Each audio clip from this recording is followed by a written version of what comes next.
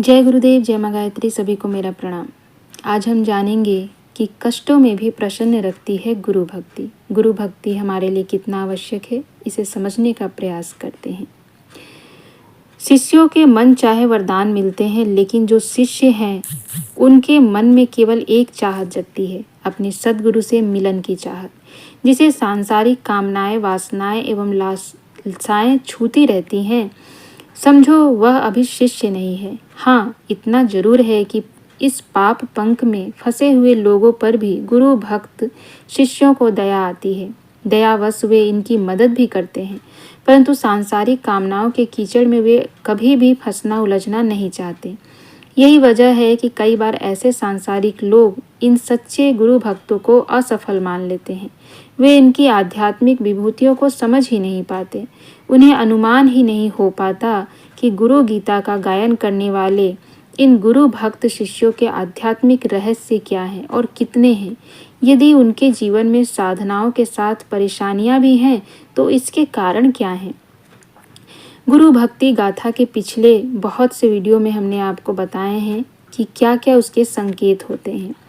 इसमें बताया गया है कि गुरु गीता की साधना सभी प्राणियों का सम्मोहन करने वाली है। इससे सभी प्राणियों को छुटकारा मिलता है। इससे सभी शत्रुओं एवं दुर्गुणों का स्तंभन होता है, गुणों में बढ़ोतरी होती है। गुरु गीता की यह साधना दुष्कर्मों का नाश करके सत्कर्मों की सिद्धि देती है। इस साधना से सभी असाध्य कार्य साध्य होते हैं एवं नवग्रहों की पीड़ा दूर होती है। दुस्वप्नों का फल नष्ट होता है। बांध्या स्त्री भी इससे साधना से पुत्रवती बनती है। इस साधना के द्वारा स्त्रियां अपने सौभाग्य को चिरस्थायी बनाती हैं। भगवान भोलेनाथ पराम्बा माँ भगवती से कहते हैं, आयुरारोग्यम ऐश्वर्य पुत्र पौत्र प्रवर्धनम अकामतः स्त्री विधवा जपान मोक्ष मवाप्नुयात अवैध्य वयम सकामा तु लभ्यते चान्य जन्मनि सर्व दुःख भयम विघ्नं नाक्ष्ये छेह पारकम सर्व बाधा प्रशमनम धर्मार्थ काम मोक्षदम यम यम चिंतयते कामम तम तम प्राप्नोति निश्चितम कामितस्य कामधेनु कल्पना कल्पपादप चिंता मणि चिंतितस्य सर्वमंगलकारकम मोक्ष हेतुर्जपेत नित्यम मोक्षश्रीमवाप्नुयात् भोग कामो जपेधो वै तस्य काम फलप्रदम। गुरु गीता के विधि पूर्वक अनुष्ठान से आयु, आरोग्य, ऐश्वर्य एवं पुत्र पौत्रों की वृद्धि होती है। विधवा स्त्री यदि निष्काम भाव से इसका पाठ करे तो उसे मोक्ष मिलता है। यदि वे सकाम भाव से पाठ करे तो उन्हें अगले जन्म में अचल सौभाग्य की प्राप्ति होती है। गुरु गीता के पाठ से सभी दुख, भय, विघ्न एवं शापों का नाश होता है। इसकी साधना सभी बाधाओं का समन करके धर्म, अर्थ, काम एवं मोक्ष देने वाली है। यहाँ तक कि साधक जो भी इच्छा करता है, वे सभी इच्छाएं इससे निश्चित ही पूरी होती है। यह गुरु गीता का पाठ कामना पूर्ति के लिए कामधेनु है। कल्पनाओं को साकार करने वाला कल्पतरु है। यह चिंताओं को दूर करने वाली चिंतामणि है। इससे सभी का सब तरह से मंगल होता है। मोक्ष की इच्छा से जो इसका पाठ करता है उसे मोक्ष लक्ष्मी की प्राप्ति होती है। भोग की इच्छा से पाठ करने वाले को मनवांछित भोग मिलते हैं। भगवान शिव के इन वचनों में गहरी सार्थकता एवं रहस्यमता है। कई बार सामान्य जन इसकी रहस्यमयता के कारण गुरु गीता की साधना की सार्थकता नहीं समझ पाते। उन्हें लगता है जो साधना में तत्पर हैं उन्हें भला इतने कष्ट क्यों मिलते हैं। गुरु भक्त शिष्यों पर इतनी अधिक विपत्तियां क्यों आती है। सतपथ पर चलते हुए उन्हें इतने ज़्यादा संकटों का सामना क्यों करना पड़ता है, जबकि दुर्गुणी दुराचारी लोगों को उनकी तुलना में ज़्यादा सुख भोग उठाते देखा जाता है। इन बातों के अटपटे रहस्यों का भेद करने में इन साधारण लोगों की बुद्धि हतप्रभ रह जाती है। उन्हें इस आध्यात्मिक उलटबासी में ना कोई सार्थकता नजर आती है और ना कोई यथार्थता। ऐसे लोग सदा सदा अपने बौद्धिक प्रपंचों में उलझे रहकर साधना, तपस्या एवं सत्कर्मों से दूरी बनाए रखते हैं। इस प्रसंग में एक बड़ा मोहक कथा है। यह कथा पंजाब प्रांत के संत बाला लाल के बारे में है। बाबा लाल बड़े पहुँचे हुए फकीर थे। उनकी अलौकिक शक्तियों एवं यौगिक विभूतियों के कारण न केवल सामान्य जन बल्कि पीर, फकीर एवं शहजादे, बादशाह भी अभिभूत रहते थे। शाहजहां का बड़ा बेटा दारा शिकोह भी उनका भक्त था। इस बात से कम लोग वाकिफ हैं कि वह अपने पीर मुर्शिद सूफी सरमद से मिलने से पहले से वह बाबा लाल जी से मिला था। वह इन्हें लाल पीर जी कहा करता था। शहजादा दारा शिकोह का मन सूफियाना था। उसे परमात्मा से सच्ची लगन थी। बाबा लाल से मिलकर उसने अपनी ख्वाहिश बयां की कि आप मुझे शिष्य के रूप में स्वीकार कर लीजिए। बाबा लाल जी ने उसकी ओर देखा और बोले, दारा, तुझे तेरे मुर्शिद मिलेंगे, इसके लिए गुरु गीता का पाठ किया कर। दारा शिकोह उन दिनों उपनिषदों का फारसी में अनुवाद कर रहे थे। उन्होंने बाबा लाल की बात मानकर गुरु गीता का पाठ प्रारंभ किया। इसके प्रभाव से उन्हें अपनी पीर मुर्शिद सूफी सरमद से मुलाकात हुई।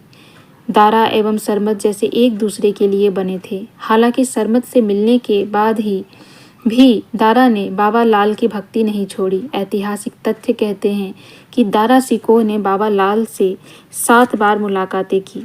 इन मुलाकातों में उन्होंने बाबा लाल से अनेकों सवाल किए। दारा शिकोह द्वारा किए गए प्रश्न एवं बाबा लाल द्वारा दिए गए जवाब वास्तव में आध्यात्मिकता का खजाना है, जिन्हें शाहजहां में वजीर राय मुंशी चंद्रभान बिरहमन ने फारसी में लिपिबद्ध करने का महान कार्य किया, जो इसरारे मार्फत या इसरारे गुलजार या नादिरुल नुकात के नाम से प्रसिद्ध है। इतिहास इस बात की गवाही देता है कि औरंगजेब ने अपने बड़े भाई दारा के साथ बड़ा ही बर्बर एवं अमानवीय बर्ताव किया और अंत में उन्हें उनके बेटे का कत्ल कर दिया। यहाँ तक कि उसने सूफी फकीर सरमद को भी मरवा दिया। इसके बाद वह अपने अहम एवं अकड़ के साथ बाबा लाल जी से मिलने गया। बाबा लाल जी उसे देखकर मुस्कुराए। औरंगजेब ने उन्हें व्यंग्यपूर्वक प्रणाम किया और पूछा, महाराज, वैसे तो आप कई सिद्धियों के मालिक हैं। फकीर सरमद के बारे में लोग कुछ ऐसा ही कहा करते थे, परंतु किसी ने दारा शिकोह की मदद नहीं की। आपकी कोई सिद्धि और साधना उसके काम नहीं आई। बेचारा बेमौत मारा गया। बाबा लाल जी औरंगजेब की बात सुनकर हंसे और बोले, औरंगजेब, तुम मगरूर है और अंधा भी। तेरा भाई दारा दरवेश था। उसे किसी भी राज्य की कोई इच्छा नहीं थी। वह तो बस अपने पिता की रक्षा करना चाहता था। तूने जो उसके साथ बर्बरता का व्यवहार किया है, उसकी सजा तो तू उम्र भर भोगेगा। जिस तरह सांप अपनी केचुली को छोड़कर नहीं सोचता कि उसकी केचुली का क्या किया जाएगा, उसी प्रकार सच्चा दरवेश अपने बाहरी जीवन की चिंता नहीं किया करते। दारा ने भी अनेक कष्ट एवं यातना सहकर महातप किया और आज वह खुद की रहमतों फरिश्तों का बादशाह है। तू देखना चाहता है तो देख। ऐसा कहते हुए बाबा लाल ने औरंगजेब को स्पर्श किया। इस स्पर्श के साथ औरंगजेब रूहानी दुनिया में पहुंच गया और उसने दारा के आध्यात्मिक वैभव को देखा। उसे अपने किए पर बड़ी शर्म आई। आंख खुलने पर उसने बाबा लाल जी से माफ़ी मांगी, लेकिन प्रत्युत्तर में बाबा ने कुछ नहीं कहा। क्रूर औरंगजेब को अपने मन के कोने में कहीं इसका एहसास जरूर हुआ होगा कि गुरु भक्ति एवं साधना कर्म निरर्थक नहीं होती। इसीलिए हमें सदैव गुरु भक्ति में लगे रहना चाहिए। आपके जीवन में अनेक प्रकार के कष्ट आ रहे हैं, दुख परेशानी आ रही है, बार बार यह सवाल आपके मन में आता है। आप में से बहुत से लोग मुझसे प्रश्न भी करते हैं कि हम इतने दिनों से साधना कर रहे हैं, गुरुदेव के बताए मार्ग पे चल रहे हैं, हम बहुत से कार्य कर रहे हैं जो गुरुदेव ने राह दिखाई है उसके अनुसार, परंतु हमारे जीवन में परेशानियाँ आ रही हैं। हमारी स्थिति पहले से भी बदतर हो गई है, हम पहले से भी ज़्यादा दुख भोग रहे हैं, परंतु आप यह भूल जाते हैं कि जो गुरु की भक्ति करता है, जिसे गुरु पर विश्वास होता है, जिस पे गुरु की कृपा होती है, उन्हें बहुत सारी परीक्षाएं देनी पड़ती है, उन्हें बहुत सारे कष्टों का सामना करना पड़ता है। यूँ समझ लीजिए कि यह सब गुरुदेव उसके जीवन में एक नई जीवन को लाने के लिए करते हैं, जैसे कि इस कहानी से आपने सीखा। दारा शिकोह के साथ जो कुछ भी हुआ, कहने वाले तो ये कहेंगे कि यदि वो बाबा लाल की सानिध्य में नहीं आते, या अगर भक्ति का मार्ग नहीं चुनते, या गुरु गीता का पाठ नहीं करते, तो शायद वह जीवित होते।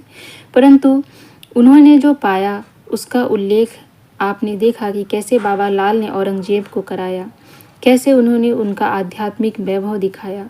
तो आध्यात्मिक वैभव और भौतिक वैभव में बहुत अंतर होता है। यदि आप भौतिक सुख के लिए गुरु से जुड़ते हैं तो आपको मन में पीड़ा हो सकती है। कई बार परिस्थितियां ऐसी बनेंगी कि आपके अनुकूल ना हो, परंतु यदि आप आध्यात्मिक रूप से गुरु से जुड़ते हैं तो आपको आध्यात्मिक लाभ अवश्य दिखाई देगा।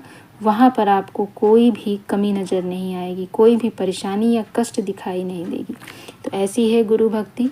कष्टों में भी गुरु की भक्ति करते रहिए।